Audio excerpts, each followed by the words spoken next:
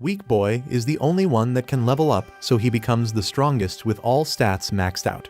Jinwo is an ugly, disgusting loser with nothing on his life. His father went to buy milk and his mother is in a coma. This leaves him a broke, useless guy who will do anything to feed his younger sister. 10 years ago, huge gates appeared all around the planet, releasing several monsters. Humanity had no chance to fight back as weapons didn't deal any damage. However, some humans awakened some powers and became known as hunters. Hunters are classified based on their magical power from E rank to S rank. And since they cannot level up or increase their rank, they can only be stronger by getting better gear. Until this day, humans still clear those gates called dungeons in order to get magic crystals which can be sold for profit. We then see Jinwo arrive to a dungeon site where everyone greets him. Upon noticing this, one of the hunters asks him if Jinwo is someone strong. Yet Kim replies that Jinwo is famous for being the weakest hunter of all mankind who once went to hospital while raiding the weakest dungeon. While walking, Jinwo hears Juhi's voice asking why he's covered in bandages. Jinwo explains her that he got hurt during his last raid, mostly because there wasn't a healer in the party.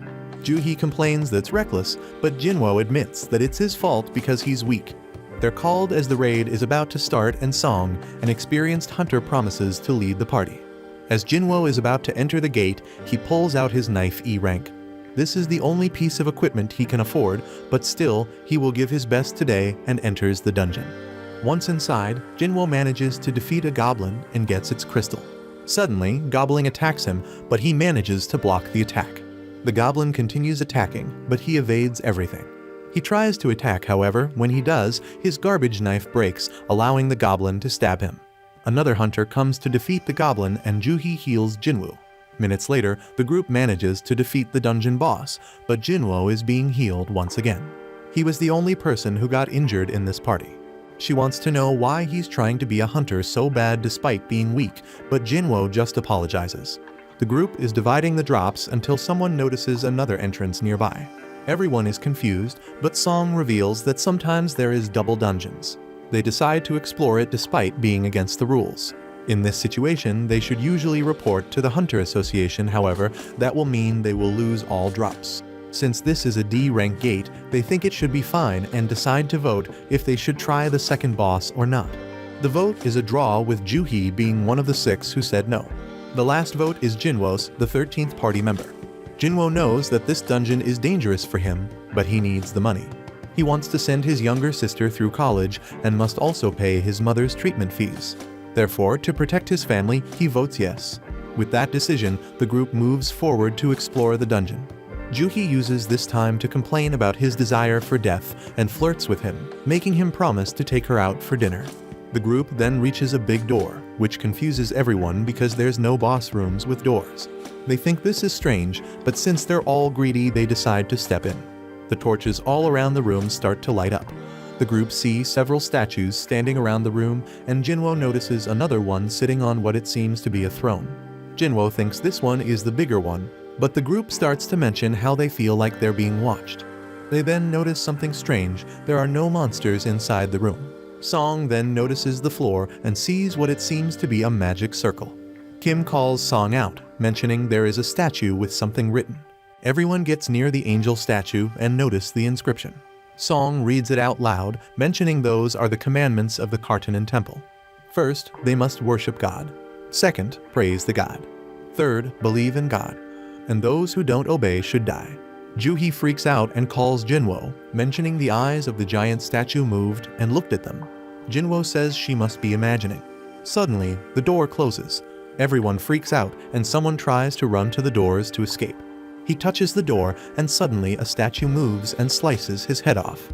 Everyone starts screaming and Jinwo falls into despair, thinking the guy who just died is a lot stronger than him. He doesn't understand why this monster could be in a D rank dungeon. Jinwo then looks at the bigger statue, paying attention to every detail until he sees its eyes moving to look at him. Jinwo starts having a flashback about the moments he faced life and death situations. Since he was broke and weak, he had to look for loopholes to survive. He had to observe everything in detail to get his chance. Upon returning to reality, Jinwo shouts at them to get down. The huge statue shoots a laser beam with its eyes, killing several hunters. Luckily, Jinwo managed to save Juhi, but she's panicking in fear. He looks around confused about what happened and how they ended up like this. He knows they're trapped and cannot escape. Song approaches Jinwo and asks how Jinwo knew about it, but he replies that he just sensed danger. Jinwo then notices that Song's arm is missing, but the old man says it's okay and asks him to stop the bleeding.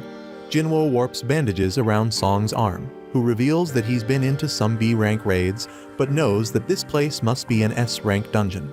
Song tells Jinwo it's a bad idea to fight the statue, and they should find a way to escape. However, a brain-damaged guy refuses to die like this. He just signed a contract with a major guild and won't die here. The guy starts running forward, mentioning that he's confident that he's faster than the Flash, but the huge statue looks at him and destroys him. Everyone starts to panic, and Jinwo wonders why the statue hasn't killed them yet. He then thinks about the commandments and thinks this dungeon has some special rules. He gets up and notices the statue preparing to attack.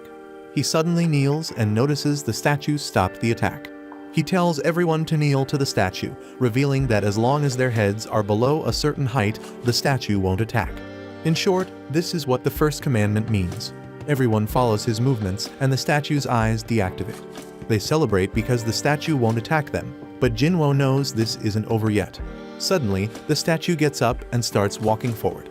Jinwo mentions they need to follow the commandments, and now they must praise God. A random guy steps forward, claiming that he knows how to praise God and starts praying. However, Jinwo realizes this guy is praying to the wrong god. The statue smiles and steps on him. Everyone panics and starts running, but the statue starts chasing everyone. One of the guys runs near a statue, but that statue moves and slices him in half. Jinwo runs with Juhi and looks around. He notices there are some statues with some musical instruments and tells everyone to get near one of those statues. The statue starts playing the instrument, and they feel relieved because they have been spared. Jinwo and Juhi manage to reach a statue, but it doesn't play. It can only play if there is only one person near it. He starts running away, looking for the next statue, but the huge one starts chasing him. It almost steps on him, but he manages to avoid it, rolling towards another one. This statue has a shield that also tries to kill him. Jinwo manages to avoid fatal damage and crawls to the next statue. The huge statue is still walking behind him and prepares to step on him. Suddenly, the statue Jinwo was crawling to started singing. The huge statue sits down on its throne, and Juhi checks on Jinwo, but upon looking down, notices that he lost his foot. She tries to heal him with all her power, but ends up using so much of her power, and she starts coughing blood. The group starts to blame Song for this situation. Song apologizes for forcing them into a decision and decides to bear all responsibility. Suddenly, an altar is raised in the middle of the room. Everyone is confused, but Jinwo says that's the final commandment, to believe in God. One of the members who voted yes grabs his sword and points at Song, mentioning they need a sacrifice. Since Song claimed that he would take responsibility, he decides to accept his fate and walks toward the altar. Suddenly, a flame appears. Jinwo is confused and asks if they can take him to the altar so that he can check it. When the three reach near the altar, 3 more flames appear. Jinwo thinks that if they fail here, this huge statue will run wild into their world. Meanwhile, Jinna goes to the hospital to visit her mother like she does every day. She talks about her day and future plans. Back inside the dungeon, Jinwo tells Juhi and the rest to come to the altar. More flames appear, and a new ring of blue flames appears around it. The dungeon door suddenly opens up, and one of the blue flames disappears. The statues start to move forward, making everyone freak out.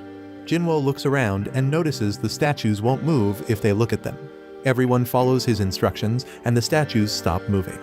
However, some members start running away from the circle. One of the normal flames extinguished, but she managed to leave the room. The door, however, is starting to close. Jinwo thinks this is a trap because the last commandment is to believe in God. The door is just to test everyone's faith in the statue. However, another guy throws Jinwo aside before running toward the door. More people think about leaving, but Jinwo explains that if the blue flames are extinguished, everyone will be able to escape. Suddenly, a guy thanks Jinwo for allowing them to survive, but he starts to cry and apologizes before running away. Jinwo starts crying, asking why they betrayed him. Song orders Juhi and Jinwo to escape while he stays behind. However, Juhi's legs give up, while Jinwo angrily shouts that he has no foot, so he cannot help her. She starts complaining, but Song knocks her out because they're running out of time. Song then carries Juhi outside the door. Jinwoo notices a sword on the ground and picks it up, promising that he will take one of the statues to be his best buddy in hell. The statues attack him, making him lose one arm, followed by several other attacks. He shouts in pain, mentioning that he also wanted to become stronger, but he can't. After several attacks, he's barely alive but refuses to give up. The statues stab his shoulder, and he remembers those who just betrayed him, trying to justify it by mentioning their family. This is all selfishness because he also has a family that he wants to return to and take care of. In the end, the statue throws him into the altar while preparing for the last attack. He cries as the statue is about to slice him and the last blue flame goes out. A system message appears asking if he wants to become a player. He says yes. Another screen appears congratulating Jinwoo for becoming a player. Suddenly, he wakes up in the hospital in shock. He notices that he still has his arm and pulls the blanket to check if he has his leg. After confirming, he thinks that he was stabbed through the chest, but there's no mark. He thinks this was all a dream until someone knocks on the door. The guy is impressed that Jinwoo is awake and introduces himself Woo Jinchul, a manager of the Hunters Association surveillance team. Jinwoo wonders what they want from him, but Jinchul first asks his partner to get the doctor here. That's when Jinwoo finds out he was unconscious for the past 3 days. He asks about Juhi and Song, but the guy confirms they're fine despite Song losing his arm. As a result, he will be forced to retire as a hunter. Juhi, on the other hand, is still traumatized and getting psychiatric care. In her case, she won't probably continue working as a hunter. Jinwoo thinks about everything that happened, and Jinchul mentions that only 6 people survived that dungeon. He says that working as a hunter is dangerous, but it's still rare to see this type of outcome. However, he mentions that something was strange. The White Tiger Guild came to the dungeon after being alerted by the guys who ran away. However, they never saw a second room. All they saw was Jinwoo collapsed on the ground. They investigated, but found no evidence of the so-called temple or statues that everyone described. Jinwoo and Jinchul think that's unbelievable. However, every survivor said the same thing, and they found the bodies of the ones who died. Therefore, the Hunter Association cannot suspect the rest of the group for PKing everyone. Jinchul, however, reveals they suspect Jinwoo of experiencing a second awakening. Jinwoo is shocked to hear those words and remembers all he was taught. A hunter's power is determined when they awaken their power and never changes. However, there are some rare cases where a hunter goes through a second awakening. Some of them rose from low ranks to a or even his rank. Jinwoo tries to hide his excitement about this possibility. They then pull out a gadget to measure his power and tell him to put his hand over it. Jinwoo smiles, thinking this is his lucky day, and puts his hand. Jinchul, however, is thinking that it was impossible for Jinwoo to survive that type of described dungeon because he's weak. And since there isn't any evidence of the monsters, he thinks Jinwoo became either rank A or S. However, his score is a big fat 10. Jinwoo is excited to hear the result and what rank he will get now. Jinchul, however, apologizes for the mistake because Jinwoo is still worse than trash. They leave, and Jinchul's assistant mentions that every other E-rank hunter managed to get 70 or higher. While walking, Jinchul thinks they cannot explore that dungeon because it disappeared. But he still doesn't understand how Jinwoo survived.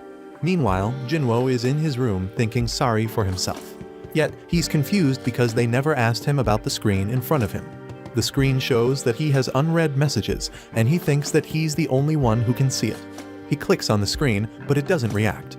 He suddenly remembers that when he was about to die, the screen showed that he completed the secret quest, Courage of the Weak. Suddenly, Jinna enters into the room and starts berating him. She tells him to take care of himself because that makes her worried. He apologizes and she complains, mentioning that he always ends up in the hospital while the others are fine. He looks at her and cannot believe he was prepared to leave her behind. He smiles at her, but she complains again.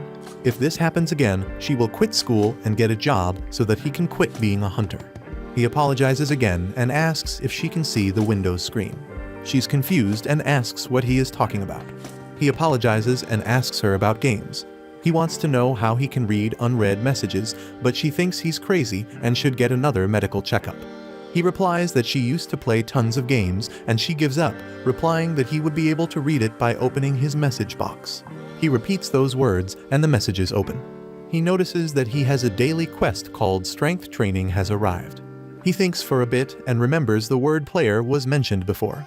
Jinna in the end gives up and leaves. Meanwhile, Jinwoo starts reading everything about this system. In short, it was made to help him develop. However, if he fails to follow the system, he will get a penalty. He then sees a screen mentioning the rewards have arrived and gets confused. He then accepts the daily quest and notices that he will become bald like Saitama. He must do 100 push-ups, sit-ups, squats, and then run 10 kilometers. If he doesn't complete them, he will be punished. Jinwoo laughs, mentioning he's in the hospital, therefore that's impossible to do, and takes a nap. Meanwhile, Jinchul is in the car telling his boss on a call that Jinwoo is still trash. The boss is at least happy the monsters didn't leave the dungeon and started to roam on the streets. However, this is still pretty much confusing. Jinchul confirms this is weird, and they decide to mark this case as something special that will be revised on the future. Meanwhile, in another guild building, the guild leader tells his strongest member, Cha, to participate in a B-rank dungeon as instructor. She is confused because she's S rank, but he explains that raid will be a test and practical training for their new recruits, yet she still doubts her ability as a mentor. The leader replies she just needs to beat the monsters as usual, and everyone will learn from watching. She hesitates, but the guy mentions their guild is on the top 5 of the country, but they're unseen in the international level. He knows their ranks cannot improve, but their teamwork can. Hours later, a gate suddenly appears in the middle of the road. The military takes care of the whole situation while everyone wonders when the hunters are going to show up. Back in the hospital, Jinwoo is still sleeping. The daily quest timer runs down and warns that he failed. Suddenly, the ground starts shaking and Jinwoo wakes up. He ends up falling from his bed, but when he opens his eyes, he sees himself in the middle of the desert. He's confused about what's happening and thinks this is just a dream. However, there's a giant desert centipede looking at him. The system Windows then shows up and tells him to survive for the next 4 hours. Jinwoo is shocked and starts running. Meanwhile, the nurses check his room and notice that it's empty. Jinwoo is doing his best to run and scream from this huge centipede, but more appear. He's been running for 2 hours already. The nurses are looking for him, but they never find him. Luckily, Jinwoo manages to run for the whole 4 hours and returns to his room. The system alerts that he completed his penalty quest, but he collapses before checking the rewards. The nurses then enter his room again and get shocked to see him. The next day, Jinwoo finally gives up being a lazy loser and gets up from bed. He tells his sister on the phone that he will be released soon. After hanging the call, he gets up and starts doing his quest. Days later, Juhi receives a call inviting her to join a D-rank dungeon. She thinks about rejecting it and apologizes. The guy on the phone then mentions Jinwoo already awoke, and she decides to visit him. At the hospital, she hears the nurses complaining about Jinwoo running and exercising. They complain that hunters are supposed to heal faster than normal people, but they think he's crazy for doing this. Juhi looks outside the window and sees Jinwoo running. He takes a small break and talks about this situation. It's been 4 days since the Windows system appeared. Every time he completes the quest, he gets 3 types of rewards. He accepts full recovery and returns back to normal as if he never exercised. The other reward is 3 points that he can distribute to any ability he wants. He adds them to his strength and starts to feel stronger. He then talks about having skill and inventory screens, however he still thinks this is quite strange. He thinks this is just like a game, but everyone around thinks he's crazy. Upon returning to his room, Jinwoo decides to open his final reward, the random loot box. This time he got a key. He's confused because he always got stuff like pens or bandages. Upon checking the information, the system reveals he can use it to enter an instance dungeon in a specific location. He's confused with this, but thinks this is some sort of event that will help him get stronger. Meanwhile, nobody has raided the dungeon that appeared in the middle of the road. The news reveal in which locations new gates appeared, therefore everyone should expect traffic delays. Jinwoo uses this time to visit his mother in the other hospital. 4 years ago, she suddenly collapsed in front of him. Turns out that she now suffers from the eternal sleep disease. This is a new disease that appeared when the dungeon gates appeared in the world, and it only affects 1 in every several 10,000 people. But in short, this only happens when the person is exposed to mana for several times, and there's no cure. Jinwoo returns to his room to do push-ups while remembering when he tried to have a normal job. He was slow, weak, when suddenly it became easier. Turns out, he just awakened as a hunter. He thought this was his lucky day as he could go into the dungeons and be able to pay for his mother's life support. His sister thought it was dangerous, but he told her to trust him. But in the end, even the weakest goblins were able to beat him. Everyone had to save him and complain about his skills. They even expressed that if didn't help the raid, his cut would be reduced. However, Jinwoo simply smiled and apologized. But now, if he puts all his ability points into strength, he will be able to become strong. He decides to check the instance dungeon key and goes to a station. He feels confident about his gear and ability to run if he needs to. He then pulls out the key and suddenly a key lock appears. He inserts it and a dungeon appears out of nowhere. He enters that portal and sees the system alert. Suddenly, the dungeon exit gets blocked. Jinwoo then sees normal people leaving the station and realizes this is a separate dimension. He thinks this kind of dungeon is something like a red gate. He thinks this is a mess because he cannot run away, but the system explains that he can only leave by defeating the boss or using a teleportation stone. He's confused, but he knows he must beat this dungeon. He still doubts himself. After all, he couldn't defeat the weakest monsters. How would he be able to solo raid this dungeon? He looks at his knife and knows he has no choice. He walks down the stairs and scouts the dungeon. Suddenly, 3 goblins appear in front of him. He's scared and remembers the last time he met a goblin, he was stabbed. The monsters attack, but he manages to dodge and parry. He's still a total noob when it comes to fighting and almost gets deleted. He manages to roll like a god doggo and avoid the next incoming strike. He then rushes forward and stabs the goblin. The other 2 try to attack him from behind, but he dodges and follows up by killing the 2. He realizes that he became stronger, yet a wolf appears behind him. The wolf dashes at him and he tries to block. However, his cheap butter knife breaks again. He notices the wolf has a meal jaw and knows this is way stronger than the goblins. He wants to run, but his legs are shaking. He starts to freak out and thinks that he became traumatized by the last dungeon. The wolf runs at him and manages to scratch his face. Jinwoo realizes that he has no healer. If he dies here, he's dead. The wolf then starts running again and lunges at him.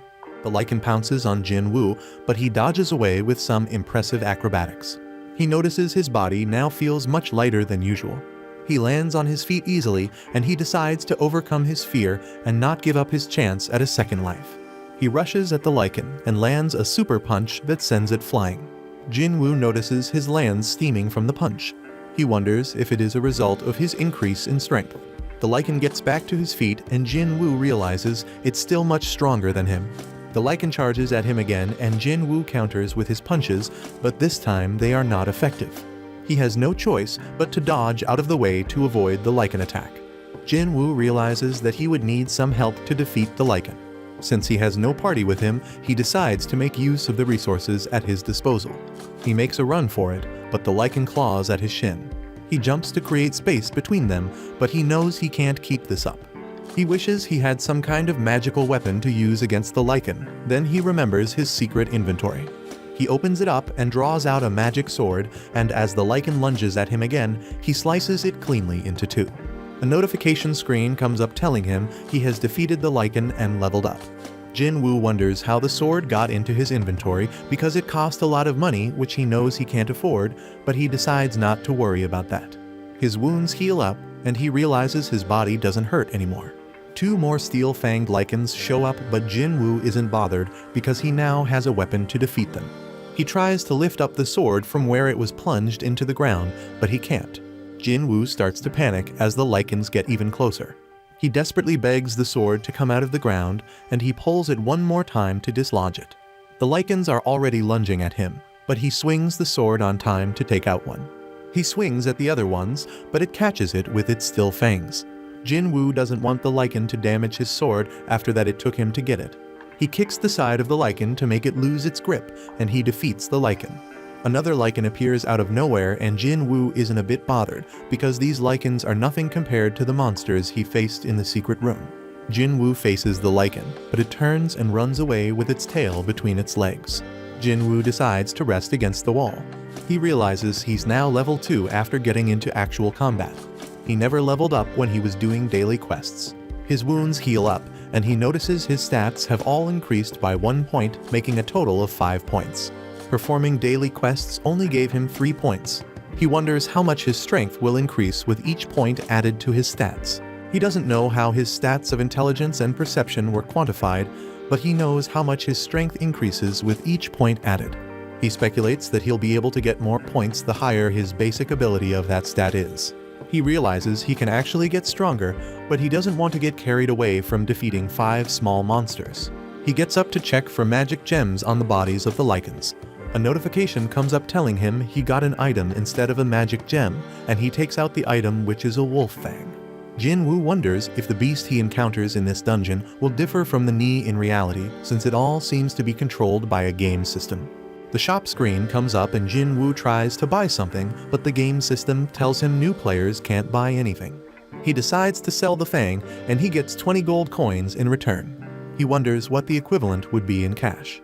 He knows it can't be worth much because he's in an E-rank dungeon. He picks up his sword wondering what to do. He has to defeat the dungeon boss or get the teleportation stone to get out, but he doesn't know where either are. He doesn't feel confident he can defeat the dungeon boss alone, but he thinks he stands a chance if he continues to level up. He suddenly looks up to see an entire pack of the Lycans lurking in the shadows. The Lycan that ran away went back to call the rest of the family, but Jinwoo isn't scared anymore. They charge at him, but he charges at them all in defiance as well. He slashes and slices them as they dive him. One Lycan gets on his back, but he shrugs it off. He's now surrounded by Lycans, and he hopes to enjoy the battle, hoping the Lycans don't die too easily. His past flashes before his eyes, and a smile crosses his face. He engages all the Lycans, happy to battle as long as he gets to level up. He levels up as he cuts them down, and he finally defeats them all, earning the title of Wolf Assassin. Jinwoo is sweating from exhaustion, and he realizes his sword is almost broken. He realizes that his weapons are expendable, and they'll eventually wear off, but he's glad the battle is over. He looks over his inventory to look at the items he got from the battle and what remains from his previous inventory. He gets the teleportation stone for completing the battle. He thought it would be much harder to get, and he contemplates leaving the dungeon, but he doesn't know if he'll get another chance to become stronger so easily. He wonders if the dungeon will disappear like a time-limited event in a game if he leaves. He tells like he's being toyed with by a supreme entity, and he has no way of escape. He decides to store the stone in his inventory and continue deeper into the dungeon. Juhi gets a call from the Hunter Association, and she apologizes for her earlier actions. They tell her a dungeon close by had a break, and they need her help because they are short of healers. As Jinwoo goes deeper into the dungeon, he defeats several new beasts, and he levels up as he does so, making it easier to defeat each new beast. He takes a while to catch his breath. Through his battles, he noticed that the color of the names of the creatures shows that he's weaker, on the same level or stronger than them. When he faced the first Lycan, its name was red, but the names of Lycan appearing are now colored white. Jinwoo arrives at a flight of stairs, and he perceives that he can't defeat the monster awaiting at the end of it. He looks at his stats, and he notices his level hasn't increased for a while now. His sword is also on the verge of breaking into bits, but he decides to go down the stairs. He gets to the end of it, and he realizes the place doesn't look like a train station anymore. He hears a rushing sound, and he turns to face it. He sees the monster coming to him at full speed, but he can't react fast enough. The monster knocks him back into the wall, and his sword breaks. The area boss, which is a water snake, reveals itself, and Jinwoo looks at the color of its names and realizes they are the same level. He looks at the scales of the snake, and he realizes his sword would be useless against it, but going bare-handed would be even worse. The snake strikes at him, but he uses his sword to deflect the snake's attack. Since the snake attacks so fast and fiercely, he decides to weaken it first, but his sword can barely do anything against the snake's scales. The snake returns for another attack, but Jinwoo dodges out of the way, but he enters the range of the snake's tail. The snake smacks him with its tail, and it sends him flying into the water. The snake goes for him underwater, but he quickly swims out to safety. The snake doesn't give him time to breathe as it attacks him once he's out of the water, sending him flying a great distance. As he gets back on his feet, he sees a train flying towards him, and he has to run out of the way. He thought he was much stronger, but now that he's against the snake, he feels so powerless. He grabs hold of his broken sword, wondering how much stronger he must become to stop being ridiculed constantly. He recalls when Gun-hee told him everyone was calling him the weakest hunter ever known to mankind. Gun-hee told him to work hard and make them change their mind. The snake attacks Jinwoo, sending him flying. Jinwoo tries to regain his balance, but the snake doesn't give him a chance to look cool. It pins him against the wall with its body and crushes him till the wall breaks. Jin Woo knows he was called that nickname because he was weak and helpless. He also knows that someone with overwhelming power will remain defeated, and the weak can do nothing but stand still when faced with the strong. People are looked down on if they are weak, even if they are considerably smart. Jin Woo doesn't want to be gentle anymore, he wants to become strong, and that's why he went into the dungeon. He jumps up like a possessed maniac and grabs the snake. He tries to crawl up its body, but the snake knocks him off. Jin Woo gets back in his feet, he vows not to give up till he gets stronger, and a blue aura engulfs him. His hair begins to stand on end, and the snake attacks, but he blocks it again, wearing out the snake's scale. He feels like he's not giving enough, and he tries to put in more effort. Compared to when he was face to face against God, the snake was nothing. The snake attacks again, and Jin Woo jumps into the air, and he plunges his sword into a chink on the snake's scale. The snake tries to attack him again, but he blocks it and slices the snake's side to wear out the scales more. He jumps into the air, and the snake uses that opportunity to open up its mouth and swallow Jin Woo. Jin Woo's sword flies into the air, but the snake looks down to see him holding on to it. Jin Woo uses his strength to crush the snake's scale, and the snake is hurt. It bobs and weaves, trying to knock Jin Woo off, but Jin Woo holds on tight. He continues pressing down on the snake's neck with all his power, and he eventually defeats it. He levels up after the battle, and a smile crosses his face. He realizes he did get stronger after all, and he picks up the item he got as a reward for winning. It was a dagger which is twice as strong as his previous sword, and it comes with paralysis and bleeding effects. He also gets a vial of the snake's venom, and he thinks its effects are overpowered. He gets a notification that the dungeon will be reset since he has defeated the boss, and the station returns to its normal state. Jin Woo walks out, but he can't see a person in sight. He wonders what the time is.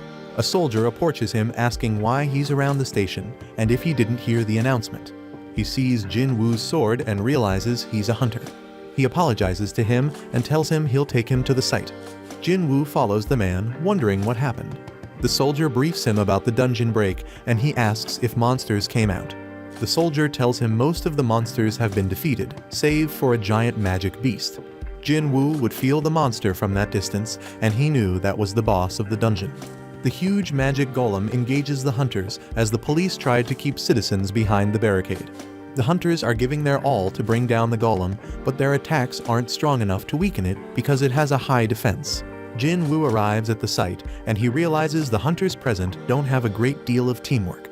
He can also see that most of the hunters are low ranks, and the battle was only prolonged because they had a tank whose rank was a bit high. He looks at the healers and notices there are 2 in D rank and 1 in B rank.